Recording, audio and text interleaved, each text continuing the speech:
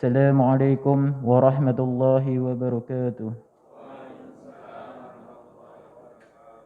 إن الحمد لله نحمده ونستعينه ونستغفره ونعوذ بالله من شرور أنفسنا ومن سيئات أعمالنا. من يهده الله فلا مضل له ومن يضلله فلا هادي له. أشهد أن لا إله إلا الله وحده لا شريك له وأشهد أن محمدا عبده ورسوله.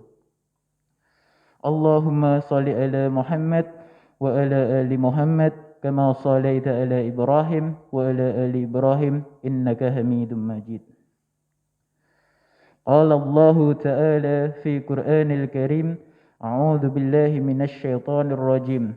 رب اشرح لي صدري ويسر لي أمري واحلل عقدة من لساني يفقهوا قولي. وقال أيضا: بسم الله الرحمن الرحيم والعصر إن الإنسان لفي خسر إلا الذين آمنوا وعملوا الصالحات وتواصوا بالحق وتواصوا بالصبر. Yang pertama-tama, marilah kita haturkan puji syukur kehadirat Allah Subhanahu wa taala yang atas limpahan rahmat dan inayahnya kita bisa duduk-duduk di majelis ilmu ini, majelis ilmu pada subuh ini dengan keadaan sehat walafiat tanpa kekurangan suatu apapun.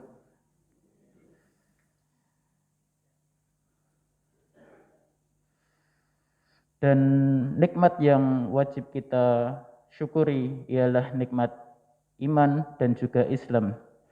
Karena nikmat Islam dan iman ini adalah merupakan pembeda, merupakan sekat antara muslim dan juga kafir, dan juga hak dan juga batil. Dan rukun-rukun syukur ialah ada 3, yaitu yang pertama, meyakini bahwasanya nikmat itu datangnya dari Allah Subhanahu wa taala.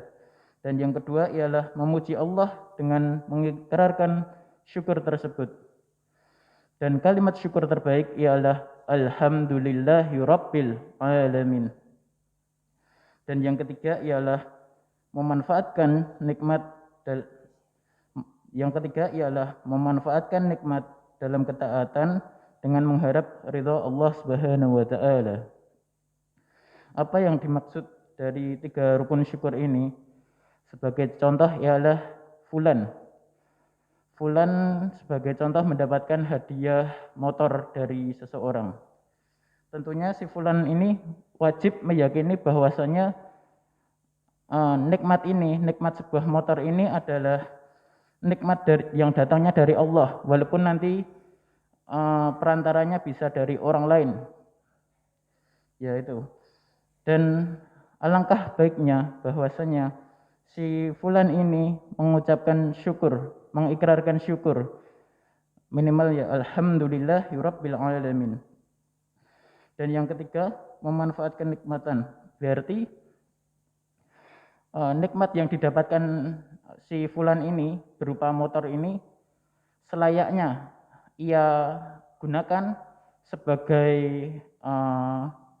ladang ibadah, sebagai contoh untuk berangkat ke majelis ilmu ataupun berangkat ke masjid untuk sholat jamaah. Insyaallah sudah jelas.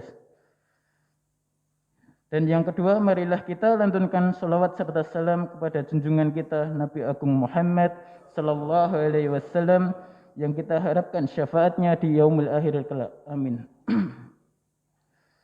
Sebelum masuk ke materi, perkenankan saya membahas muqaddimah yang saya bacakan di awal, yaitu muqaddimah innal hamdalillah dan seterusnya. Insyaallah para bapak ini sudah seringlah mendengarkan muqaddimah innal hamdalillah dan seterusnya, karena muqaddimah ini sering dibacakan oleh khatib yang naik ke mimbar ini. Ya, jadi jemaah rahimakumullah, di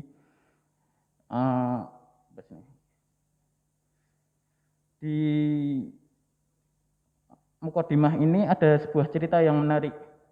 Di Sirah Nabawiyah, ketika awal Rasulullah sallallahu alaihi wasallam mendakwahkan dakwahnya secara terang-terangan, banyak fitnah yang menyerang kepada Rasulullah. Dan salah satunya adalah fitnah bahwasanya Rasulullah itu gila. Padahal Rasulullah itu mendakwahkan tauhid, yaitu kembali mengesahkan Allah. Tapi banyak fitnah yang menuju ke Rasulullah, yang salah satunya berasal dari Abu Lahab dan Abu Jahal. Hingga ada seorang dukun dari zaman bernama Zimat al-Azdi yang mana sedang melancong ke Mekah. Di Mekah, dukun ini dengar desus-desus Nabi itu gila. Dan karena terkenalnya si dukun ini dapat menyembuhkan penyakit dengan metode hembusan nafas. Lalu dengan percaya diri, Zimat al-Azdi ini menemui Rasulullah Shallallahu Alaihi Wasallam. Lalu al-Azdi ini mengatakan, ya Muhammad, jika engkau bersedia dan memerlukan pengobatan untuk gila, maka al-Azdi ini akan siap untuk mengobatimu. Dan di dalam riwayat lain dikatakan bahwa al-Azdi ini mengatakan, ya Muhammad, insya Allah saya bisa menyembuhkan kegilaanmu ini dengan metode hembusan angin. Nah, ini menarik ya. Zimat al-Azdi ini sempat mengucapkan insya Allah atas izin Allah. Ya, perlu diketahui jamaah subuh sekalian, bahwasanya orang-orang kafir zaman dahulu itu juga menyembah Allah. Apabila orang-orang kafir Quraisy itu ditanya, siapa Tuhanmu? Maka mereka menjawab Allah. Tapi masalahnya ialah mereka juga menyembah Lata, wa Uzza, dan berhala-berhala lainnya. Ya, itulah ya sebuah adat yang bisa membuat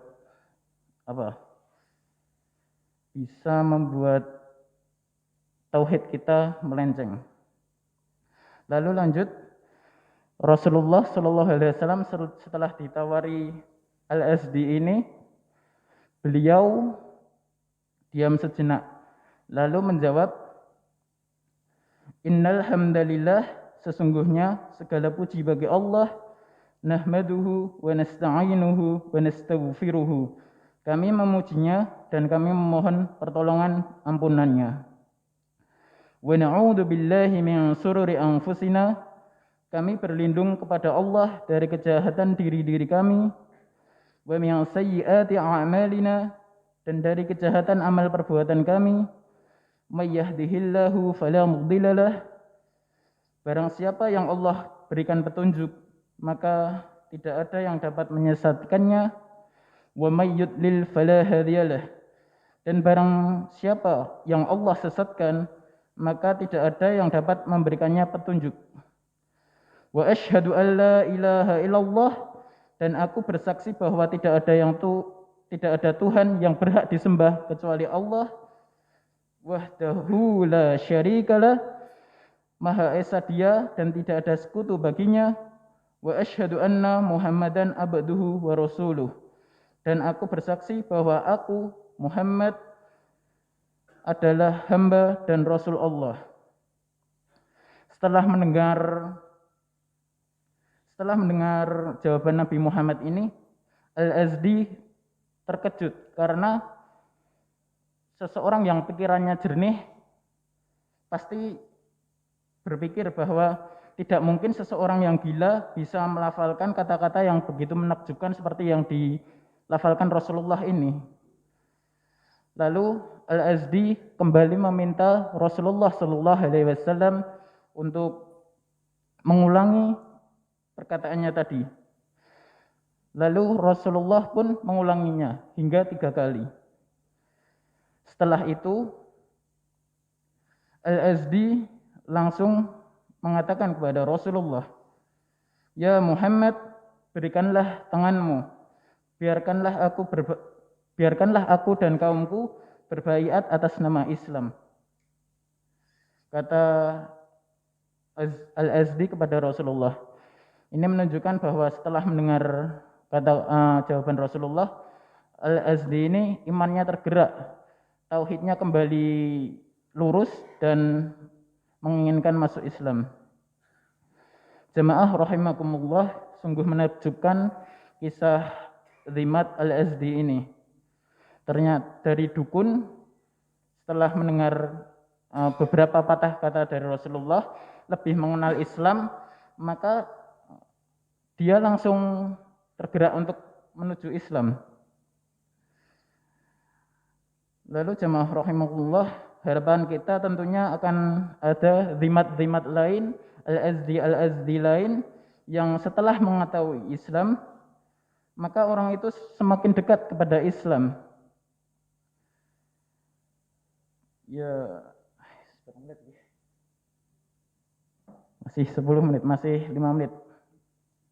Jemaah rahimakumullah, lalu saya selanjutnya ingin membahas sebuah surat yang pendek yang insya Allah kita sudah hafal, yaitu surat Al-Asr.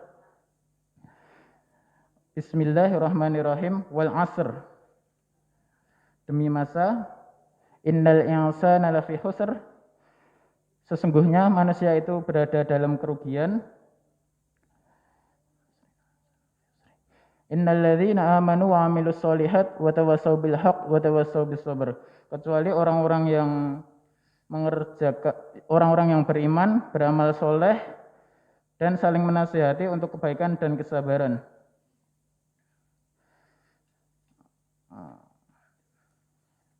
Imam Syafi'i rahimakumullah mengatakan tentang surat ini, seandainya Allah hanya menurunkan surat ini sebagai hujjah, sebagai penegas untuk makhluknya tanpa hujjah lain, sungguh telah cukup surat ini sebagai hujjah mereka. Ini menunjukkan bahwa ulama sekelas Imam Syafi'i saja mengagumi faedah, fadilah dari surat Al-Asr ini. Di dalam surat Al-Asr ini terdapat 4 kewajiban seorang muslim. Ada juga yang menggolongkannya sebagai 3, tapi saya lebih condong ke 4, yaitu adalah beriman, beramal, berdakwah, dan juga sabar. Kalau yang menggolongkan 3 berarti ya hanya beriman, beramal, dan juga memberi nasihat. Lalu kita bahas satu demi satu ayat, yaitu wal asr, demi masa. Di sini Allah bersumpah terhadap waktu, yang menunjukkan keistimewaan waktu itu tersebut, menunjukkan bahwa waktu ini adalah sesuatu yang spesial. Dan mengenai sumpah, mungkin ada hal yang ingin saya sampaikan. Sumpah Allah itu boleh bersumpah terhadap makhluk, maksudnya demi masa, demi waktu malam, demi duha, demi buah tin, demi buah zaitun, demi bukit Sinai, itu boleh, dan itu menunjukkan keistimewaan hal-hal yang disumpahkannya itu. Tapi manusia tidak boleh bersumpah selain untuk Allah. Sebagai contoh, yang salah adalah saya bersumpah atas Allah dan Rasulnya. Itu adalah sumpah yang keliru.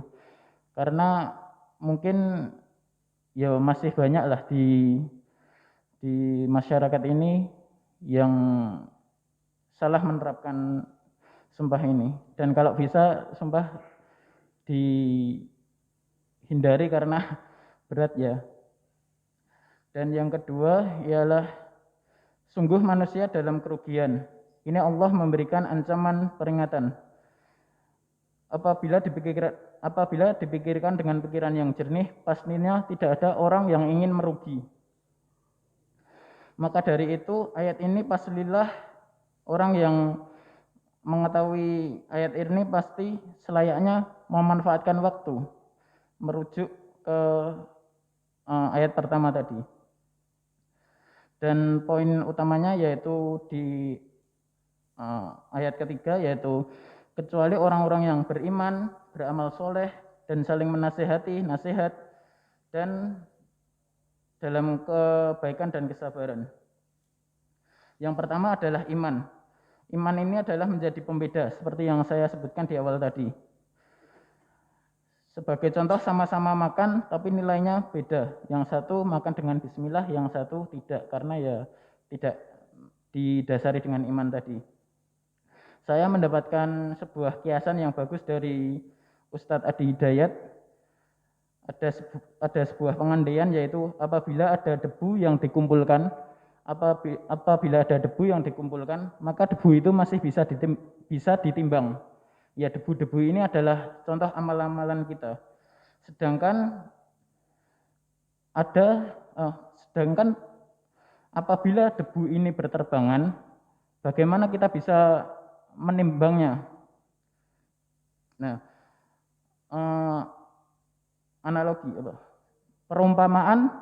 Perumpamaan debu yang berterbangan ini adalah misal amal yang tidak dilandasi dengan keimanan, yaitu adalah sia-sia.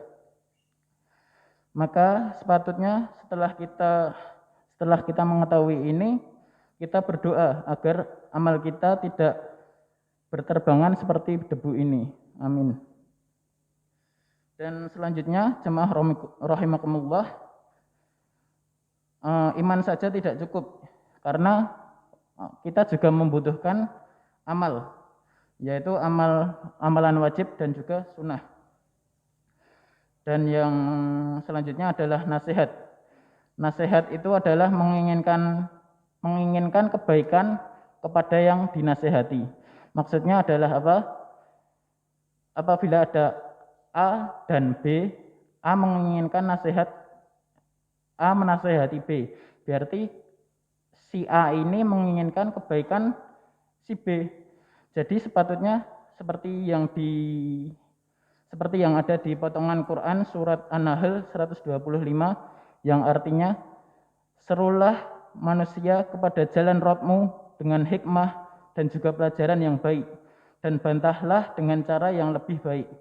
Jadi kita kalau memberikan nasihat itu harus dengan cara yang baik. Kalau kita melarang sesuatu, menasihati seseorang untuk melarang sesuatu, itu alangkah baiknya dengan cara yang lebih halus. Dan yang terakhir adalah sabar. Sabar ini ada 3, yaitu sabar dalam ketaatan, sabar menjauhi larangan, dan juga sabar menjalani takdir. Mungkin sekian yang bisa saya sampaikan. Mari kita tutup majelis ini dengan bacaan istighfar dan kafaratul majelis. Astaghfirullahaladzim. Subhanakallahumma wa bihamdika asyhadu an la ilaha illa anta astaghfiruka wa atubu ilaih. Kurang lebihnya dari saya mohon maaf. Wassalamualaikum warahmatullahi wabarakatuh.